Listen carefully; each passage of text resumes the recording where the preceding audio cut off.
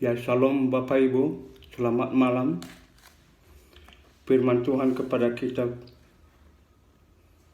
pada malam hari ini terambil dari Keluaran 12 ayat 29 sampai dengan 42. Keluaran 12 ayat 29 sampai dengan 42. Saya akan bacakan kepada kita. Maka pada tengah malam Tuhan membunuh tiap-tiap anak sulung di tanah Mesir, dari anak sulung Firaun yang duduk di tahtanya, sampai kepada anak sulung orang tawanan yang ada dalam liang tutupan, beserta segala anak sulung hewan. Lalu bangunlah Firaun pada malam itu bersama semua pengawalnya dan semua orang Mesir, dan kedengaranlah seruan yang hebat di Mesir, sebab tidak ada rumah yang tidak ada kematian. Lalu pada malam itu dipanggilnyalah Musa dan Harun, katanya, bangunlah, keluarlah dari tengah-tengah bangsaku, baik kamu maupun orang Israel, pergilah, beribadahlah kepada Tuhan seperti katamu itu. Bawalah juga kami dombamu, lembu sapimu seperti katamu itu. Tapi pergilah dan pohonkanlah juga berkat bagiku. Orang Mesir juga mendesak dengan keras kepada bangsa itu, menyuruh bangsa itu pergi dengan segera dari negeri itu. Sebab kata mereka, nanti kami mati semuanya. Lalu bangsa itu mengangkat adonannya sebelum diraging, dengan sampai adonan mereka terbungkus dalam kainnya di atas bahunya. Orang Israel melaksanakan juga seperti kata Musa. Mereka meminta dari orang Mesir barang-barang emas dan perak serta kain-kain. Dan Tuhan membuat orang Mesir bermurah hati terhadap bangsa itu, sehingga memenuhi permintaan mereka. Demikianlah mereka merampas orang Mesir itu. Kemudian berangkatlah orang Israel dari Ramses ke Sukot. Kira-kira 600.000 orang laki-laki berjalan kaki, tidak termasuk anak-anak. Juga banyak orang dari berbagai-bagai turut dengan mereka.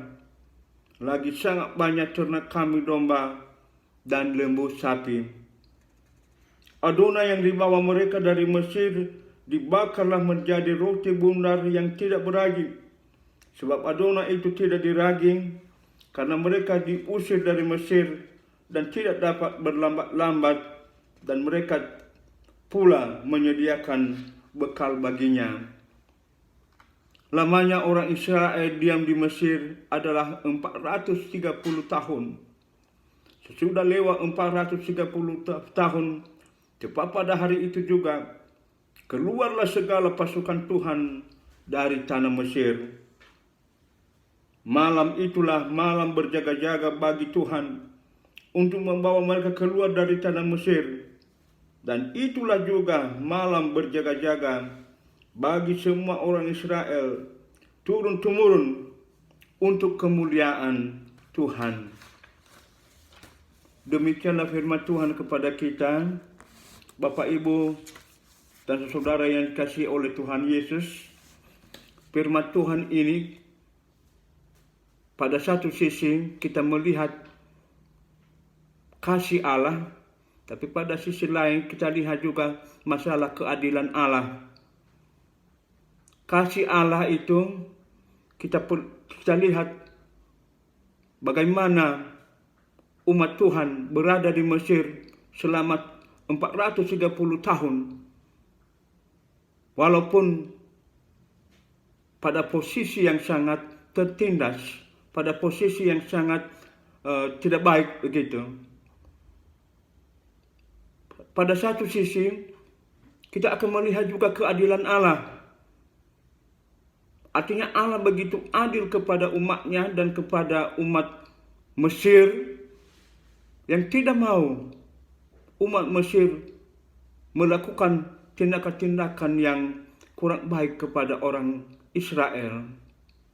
Bapak Ibu yang dikasihi oleh Tuhan Yesus, itulah sebabnya tulah-tulah ini dari tulah pertama sampai dengan tulah 10, ya, kita tidak diberitahukan berapa hari, berapa minggu atau berapa bulan, tapi tulah-tulah ini dari pertama sampai dengan yang ke-10 menunjukkan bahwa ada sebuah proses, ya, ada sebuah proses tindakan Tuhan kepada umat Mesir untuk bisa kembali kepada tindakan yang lebih baik, mengasihi umat Israel. Harus mereka mengingat bagaimana umat Israel yang hanya 70 orang pertama sekali, tapi sekarang sudah 600 lebih. Dan perkembangan itu bukan perkembangan yang sedikit. Hanya ada proses yang begitu lama.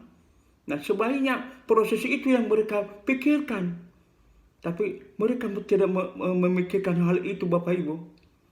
Yang mereka pikirkan bahwa umat Israel adalah umat yang berbeda dengan mereka.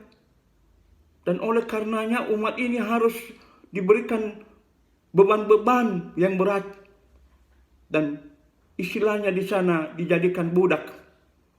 Ya, diperbudakan. Dan ini adalah tindakan-tindakan manusia yang tidak dikehendaki oleh Tuhan dalam kehidupan umat Mesir.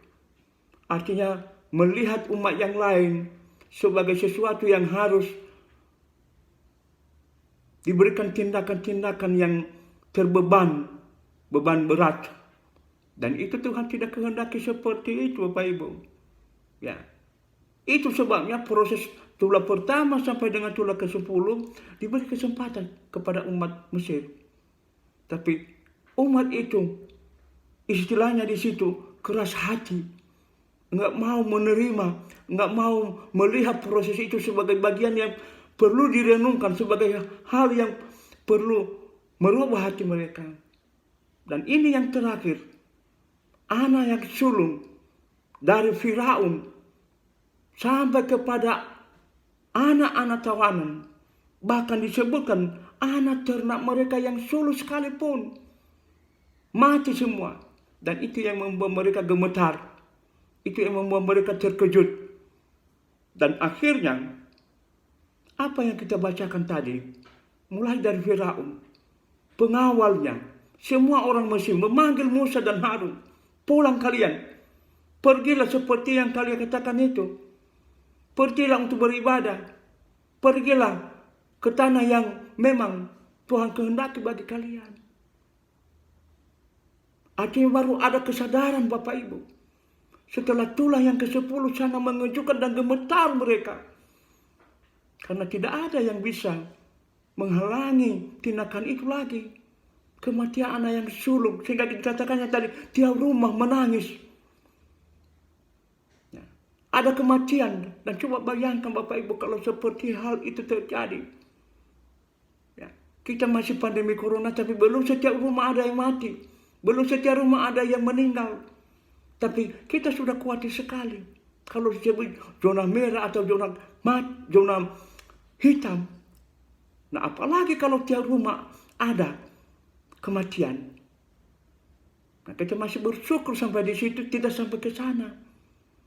Nah, Bapak Ibu yang dikasihi oleh Tuhan Yesus, apa yang mau dikatakan melalui renungan ini? Kita sebagai orang percaya diminta supaya kita menghindari gaya kehidupan umat Mesir yang tidak baik, yang akhirnya menindas umat yang lain. Ya, bisa juga kita renungkan ini kepada orang tua terhadap anak-anaknya. Hindarkan gaya hidup seperti itu. Bisa juga kita renungkan dalam gaya pekerjaan kita kepada bawahan-bawahan kita. Kita hindari gaya kehidupan yang memberi beban kepada orang lain. Tetapi bekerja sesuai dengan tatanan yang ada, sesuai dengan peraturan yang ada. Nah, itu Tuhan tidak marah kalau seperti itu. Tapi kalau memberikan beban-beban yang sangat berat, yang sangat merugikan orang lain, dan itu adalah sebuah tindakan yang tidak dikehendaki oleh Tuhan, Bapak Ibu. Apalagi di tengah-tengah masyarakat sekarang ini. Ya. Kita memikirkan untuk bisa disiplin. Ya. Sedapat mungkin protokol kesehatan yang ketat. Ya, kita ikuti itu dengan hal yang baik. Bukan untuk kepentingan siapa-siapa, untuk kepentingan kita. Ya. Dengan demikian, kita telah membawa tatanan dunia kepada tatanan yang lebih baik. Bukan kepada tindakan-tindakan yang tidak baik lagi. Bapak Ibu yang dikasihi oleh Tuhan Yesus, marilah melalui firman Tuhan ini, kita menambah renungan kita akan kehidupan kita yang lebih baik.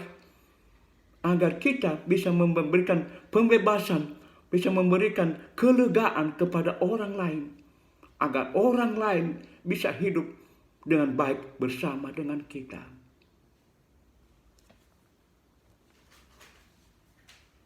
Tuhan Yesus menolong dan memberkati kita. Mari, amin. Mari kita berdoa. Tuhan Yesus, terima kasih. Firman-Mu yang begitu singkat. Tapi kami tahu tindakan Tuhan yang adil dan yang kasih. Memberikan kami renungan supaya kami bisa lebih mengedepankan kasih dalam berbagai tindakan-tindakan kami di dalam keluarga, di tengah-tengah pekerjaan kami, dan di tengah-tengah masyarakat kami. Tolong kami Tuhan dengan kuasa Roh-Mu yang kudus. Terima kasih Tuhan Yesus. Amin.